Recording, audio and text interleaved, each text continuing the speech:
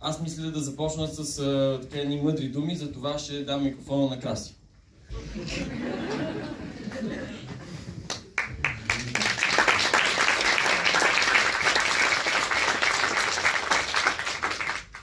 Много благодаря, че дойдохте. За първи или втори път виждам толкова хора на български филм на премиери. Аз често идвам тук или оттатък, или тук.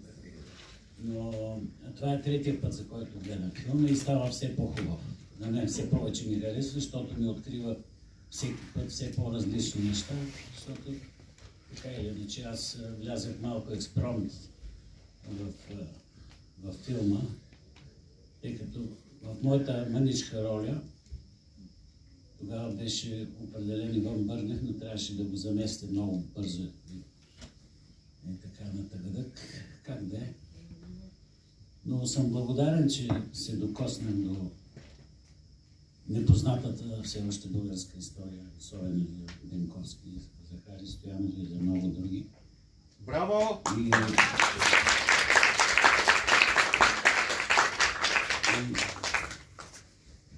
Какво да ви кажа, просто всеки път казвам, че трябва да се идва и да се гледа българско кино, защото по този начин стимулираме и всички хора, които се занимават с кино и култура по принцип. И това го казах още преди 20-25 години. Идвайте, гледайте българско кино, за да гледате един ден това, или вашите внуци ще гледат това, като си давате лепката за българското кино, за да не се притопим и да отидем в някоя друга държава. Това мога да кажа в момента, това ми идва.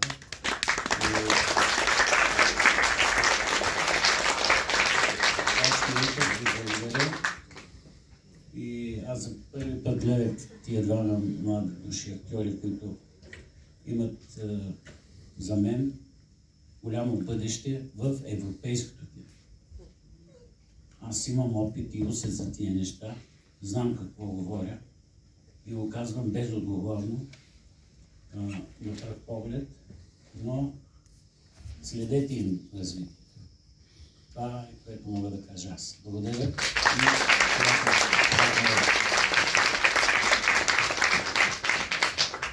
Здравейте от мен. Аз направо бих ви поканил да си зададете въпросите. Всичко, което би било любопитно да ви разкажем. Така че смело. Първи е най-труден, а? Какво е чувството да сте Захари Стоянов?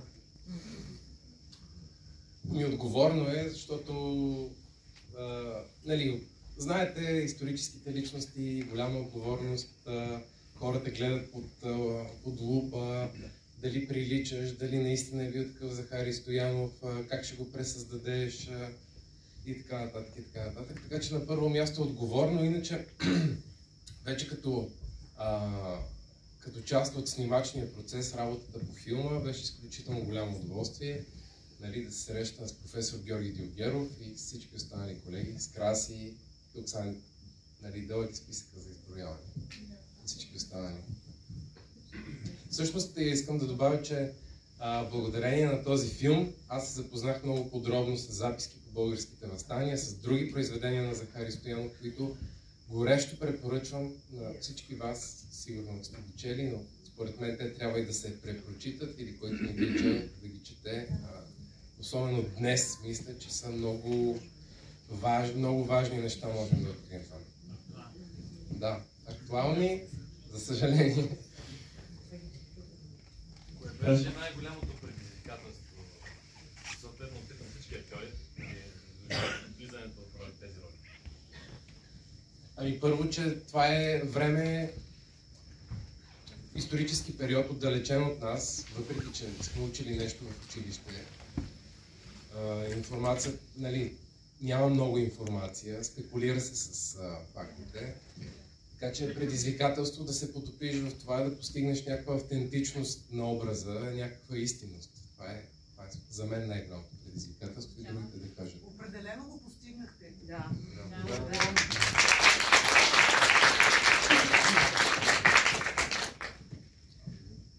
Разликата между Бенковски и Захари е 7-8 години.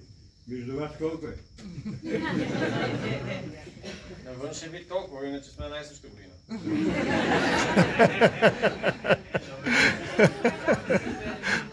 Кафе пие? Трябва да ви кажа, че след като го заснех този филм, вече джаз съм по 5-6 кафета на ден. Първите 3 се едно не е било. А преди това изобщо. Абе, истински първият ден снимачен си викал, много ясно какво тук, дай тия кафета. Направихме 15 дуба и аз вечерта спях като сова цяла нощ. Обикалях по прищица, не можа да се събера. На другия ден бях като пребит. И тогава разбрах, че може би трябва да... малко да убера. Почнахме да му ги разреждаме в един момент. Това близото място ли е рибарица снимано? Да, близо. Самото, което го водят ловното място, сега днес има туристически момент, това е малко по-нагоре по реката. Пещерата? Същата. Пещерата, която е заснето, е друга, защото нази е почти Недостъпна е за снимачна техника. Не, че та беше... Вземи магарата, какво да намеря. А предател ли е българин? Кажете вие. Питам вас.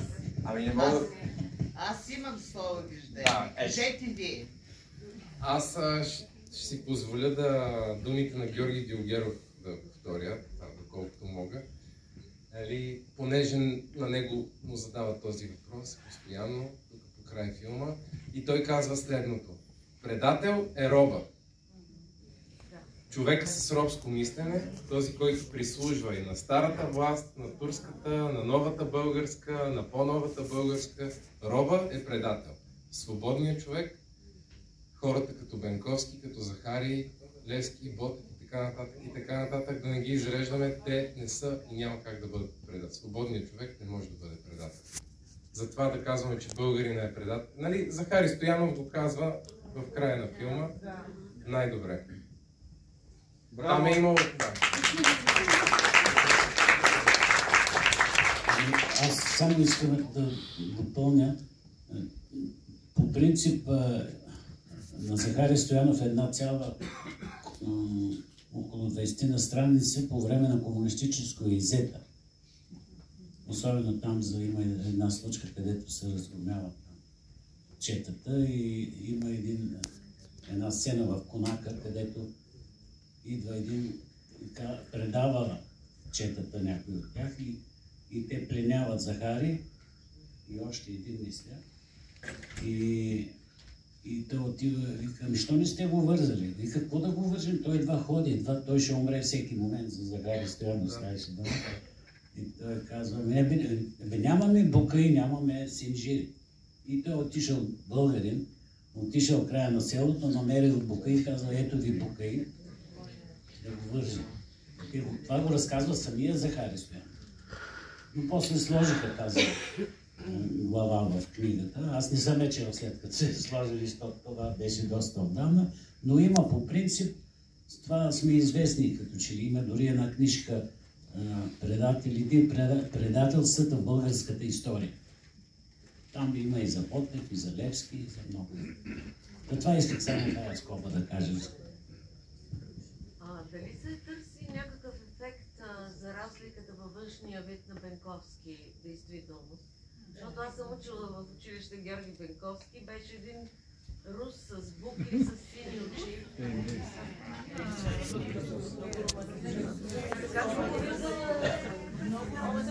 Даже бих казала, че много се заслужава образа. Абсолютно. Няма да правя паралели с филма Записки по българските въстания, защото там има някакви визуални паралели или с други филми на Георги Дилгеров. Ако текстът е автентичен, както той твърди, че там няма нито една дума извън Захари. И местата са автентични, така ли да разбираме? Да. И оборище е автентично. Оборище... Кажете и за днешното. Не, оборище аз отидох няколко дни преди да започнем снимките и то точно се оказа момент, в който там има събор. И оборище, където се е случило цялото това нещо, в момента е една кебапчиница, която дъни чалга. Да, но в момента, в който аз отидах преди да почна да снимам филма за Георги Бенковски, беше кебапчиница. И според мен в това няма нищо случайно. И се ядоса.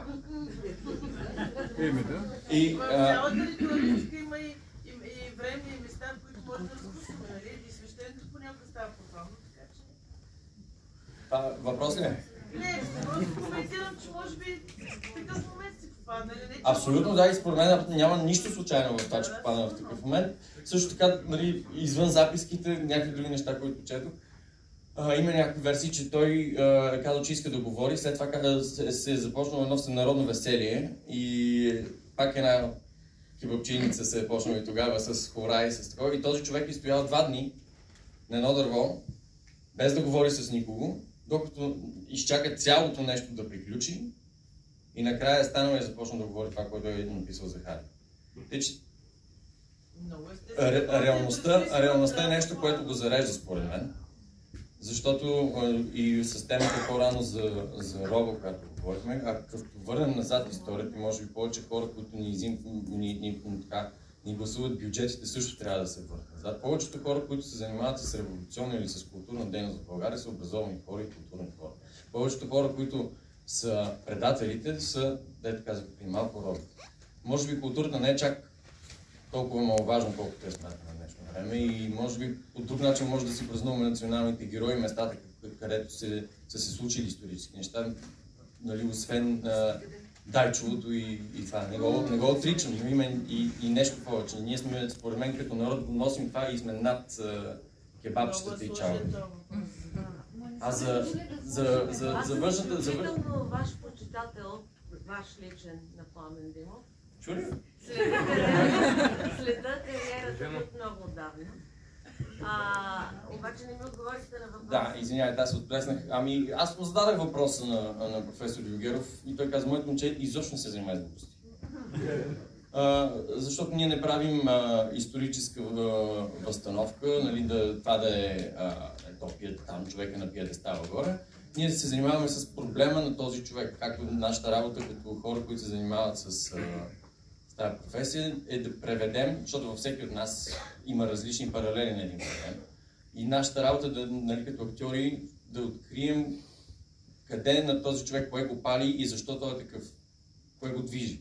С тия неща сме се занимавали, с проблема на човек, който има огромна празнота вътре себе. Е много лесно да ви направят рус с иначе. Да, сега... Аз да добавя, че това, което до нас е достигнало като външния вид на Бенковски, не е сигурно дали е Георги Бенковски. Значи, така е, точно така. Те са отишли в къщата му и са казали, дайте една снимка на Георги Бенковски. И там жената, която е била, казала, няма, ама ето братовчет, много прилича на него, вземете нея. Точно така е. Сега, нали, това ти си ми го казал. Да, и също така ходих в къщата му, нали, и там има една жена, която според мен може би най-добре запознатата по темата Георги Бенковски и може би неговата биография. Тя ми показа една снимка, която е на един човек, който няма нищо общо с тази фотография, която не е най-популярната. И тя е години вече, когато е бил в Истанбул, правена тази снимка, и е дала в... там не знам как се казва, в полицията, дето разпознават лицата, нали, имат такава професия. И те хора казват, вижте, ние не можем да кажем, че това е той, но не може да кажем, че това и не е той. Тъй, че това, което ние познаваме и до ден, а той е един много особен, с едно такова криво лице, леко, много специфични, едни дълги, много... Тогава е нямало фотошоп, обаче са ги обработвали снимките по друг начин и това обяснява до някъде нещата. Но наистина на Бенковски няма автентична снимка и това, което се тиражира, не е така. Аз като историк мога да ви го кажа. Така че съвсем спокойно. Вие така, съвсем се вписвате в крайна сметка важното е, че пресъздавате характера на човека, което е по-важно.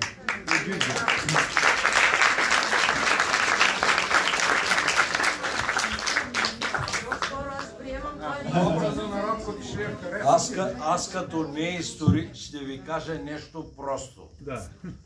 Вие сте единствените, които присъствате тази вечер, когато... Много моля, колега, смъкнете си шапка. Когато ще видите прегръдката между моя син и мене. Браво!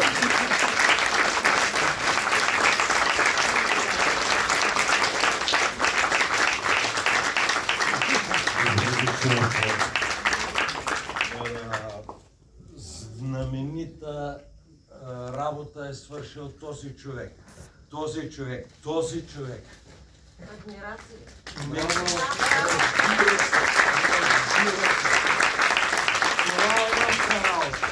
Това е нашата работа.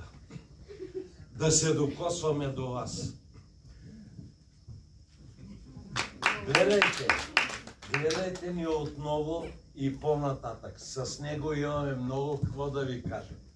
Добре.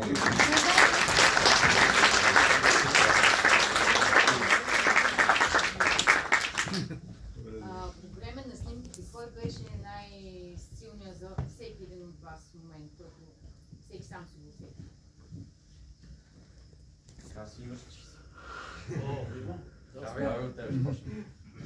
Аз си спомням само, че първият път, когато ходихме на Витоша, там втория ден, трябваше да заснемем сутринта тия големи преспи. Дори част от тия снимки ги няма. Жоро ги е изрязал. Не станаха, просто не се получиха, защото снега беше огромен. Там не си личи толкова. Но беше до тук просто. И аз ако не беше дори тук в снимките играе сина на Светлана Атанасова, която на времето е играла в Пловдивския театър. Сега е пак тук, играе от другата страна на живота. Та сина, ако не беше той да ме измъква от тия преспи, защото както бях с тия костюми и трябваше да излизам, да ходя в този сняг, да говоря.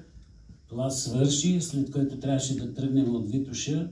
В 1:30 за Казанлък имах представление на Пловдивския театър в Казанлък. С колата отидах, след представлението се прибрах в Пловдив. Това беше най-натовареното ми.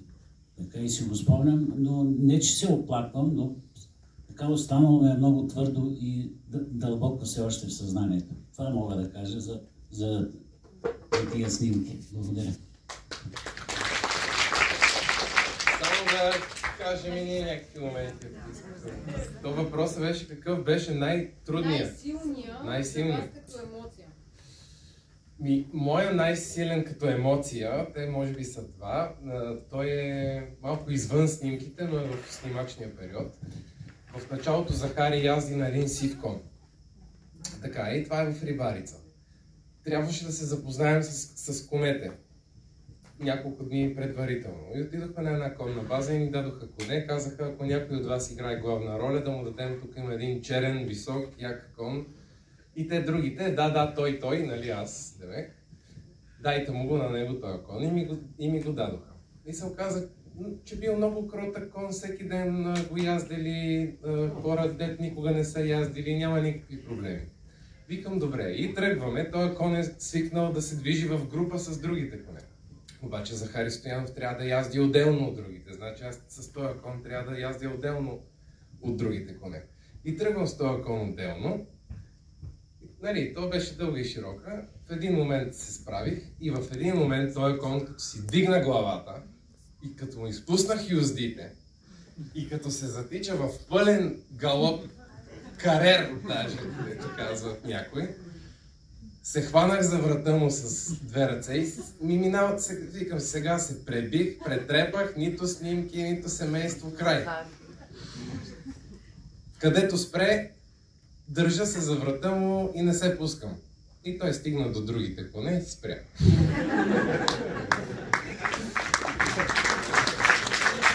Значи това чисто емоционално много силно беше за мен. Инструкторката, тая жената от конната база ми вика, сега хвани му юздите. А на мен така ми треперят крака. Ама наистина, не, като по филмите. И викам, слизам! И така после се преместих на сивия кон, който яздя. Той си е напълно нормален. А този черния им казахме, не го водете на снимките. И те го доведоха. Този кон изрови земята там около беседката, която беше вързана. Така и по-накратко ще разкажа другия ми момент. Беше с сцената в реката. Пак предварително трябваше да се проучи терена. Понеже не може така да се юрнеш през една река, планината. Не, това е рибарица.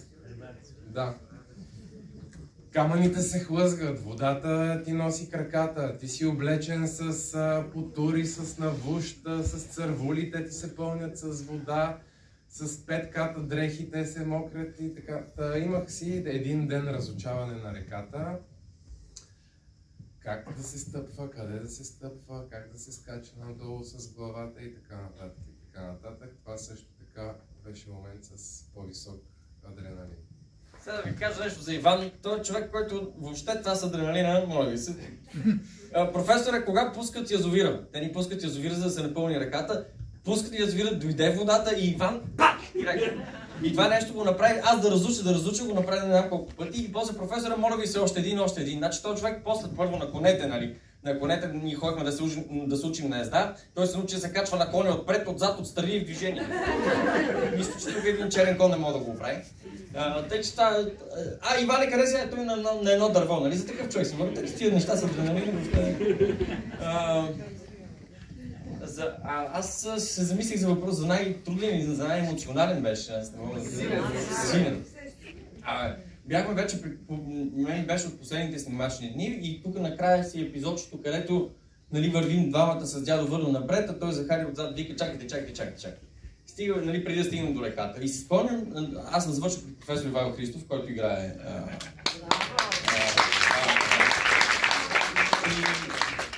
В този момент ме заля някаква емоция мен и то го няма в заснето, защото то се случи като се обърнах, нали, като почнах да вървя и си викам, гледай това работа, нали. Аз цял живот, нали, учил съм при този човек, аз му го казвам и на него, си го приемам като нали, един мой духовен баща в всичките неща, които ми е помагал. И сега в някаква сцена, в някаква промеждутък, това е човека, който знаеш, че те води на заколение. И беше изключително... Да, и натрупването от целия процес и това и си спомням, че седях тогава на един камък и ревах като такова, като... На едно половин час сигурно ревах, като го заснехме това. И вече там нататък все едно забравих какво сме правили.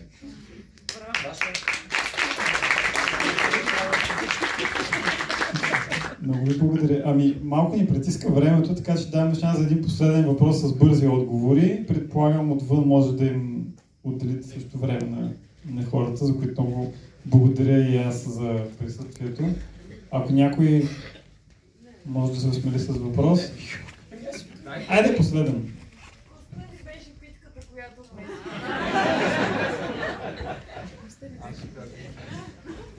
Значи, ако чувате как падат зъбите на попа, те не му падат, ама така звучи във филма. Тя беше много корава. Но като за гладни хора, Захари Стоянов казва по-сладко, нали, никога не съм ял, като не си ял 5 дена. Между другото, това в записките е много повече разгърнато. Това какъв глад е било. И как са лазили по земята и са късали киселец да ядат и са повръщали. Но как и да е. Така че една питка на фона на целия този глад сигурно е било много. Ама трябва да ви кажа, че хората от екипа се грижаха ние да стоим в дадените обстоятелства, защото те не се постараха да направят по-мека питка от на Иванов кадра. И направиха 3-4 питки, те бяха ходили под коя по-твърди. Тъй че много ви благодаря за търпението.